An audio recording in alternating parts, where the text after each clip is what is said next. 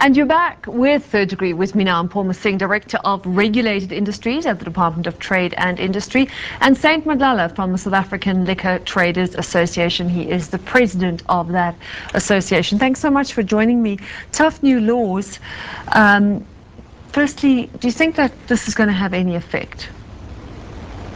I think yes. I think there would be a good impact if, we review the legislation and see how best to make it fit, and also to look at the industry, have an environmental scan on what is there, and deal with the issues as to how do we resolve these issues. I mean, issues are huge. It's combating of alcohol abuse. It's looking at creation of employment in the industry. It's trying to get the youth to drink less and all that. So I think those it will not be just one glove that fits everything. Sure. We're going to need specific things and an overhaul of the legislation and the industry. I wonder though if we're targeting the right thing. I mean, I'm all for raising the drinking age and a ban on sponsorship. I don't think anyone can argue with those. Those are good laws. They're the right laws.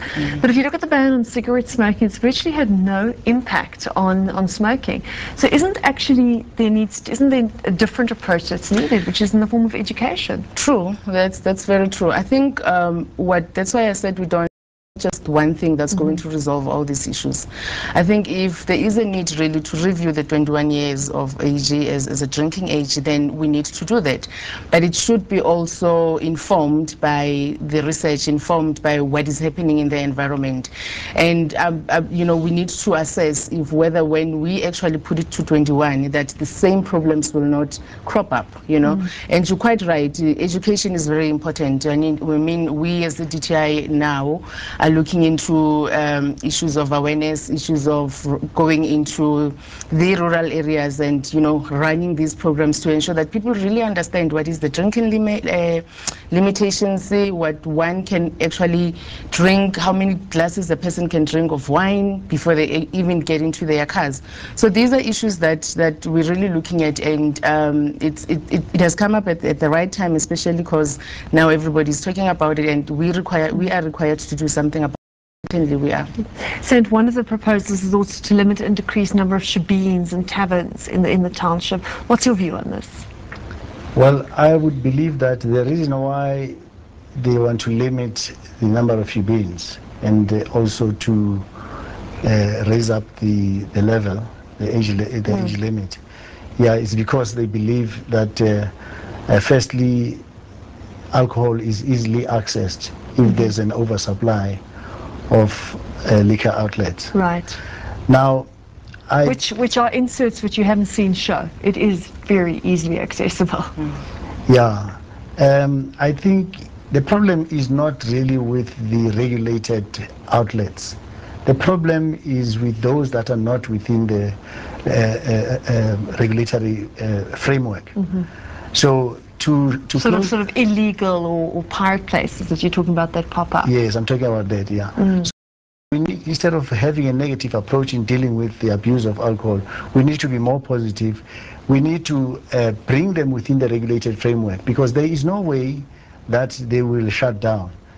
All that will happen is that they will go underground, and when they are underground, all the things that we're trying to combat, abuse of alcohol by the restricted categories, serving intoxicated people, serving expectant women, those things will thrive. But how much accountability does your industry take for the horrific effects that alcohol has on our communities?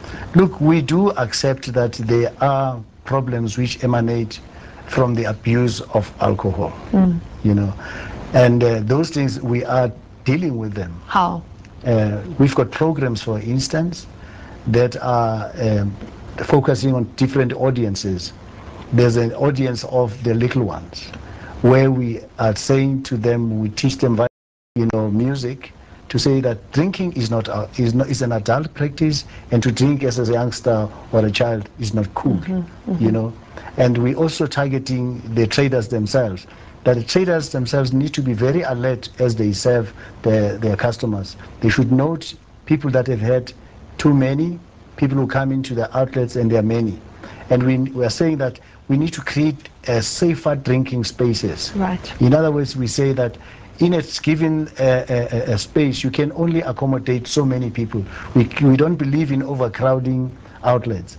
And we also believe that, as we trade, we do have rights which are accorded to us via the licenses and permits that we have. But we say we cannot use those rights to the detriment of other people's rights. Our rights are limited. Part of the problem is that the adults don't always drink wisely, so they're not always the best example. And Mpho, let me bring you in here. I think State makes a very valid point, is that there are so many illegal taverns and they are not policed properly as it is. How are new laws going to ensure that there is proper policing? Because it's all very well having a great law, but if it is not enacted and affected and controlled, it's pointless. Correct. I think, you see, with the industry itself, what we've been concentrating on a lot is the issuing of licenses. We haven't necessarily, as regulators, been concentrating on the enforcement of it. And the focus is now changing, even in the industry itself. And there's training with the police now in different provinces by different provincial licensing authorities in the liquor industry. And there's a number of activities and proposals that we're putting in place, as well as the alcohol abuse strategy that we are currently developing and will be putting in the public span to say, is this to go and would this achieve the results that we want.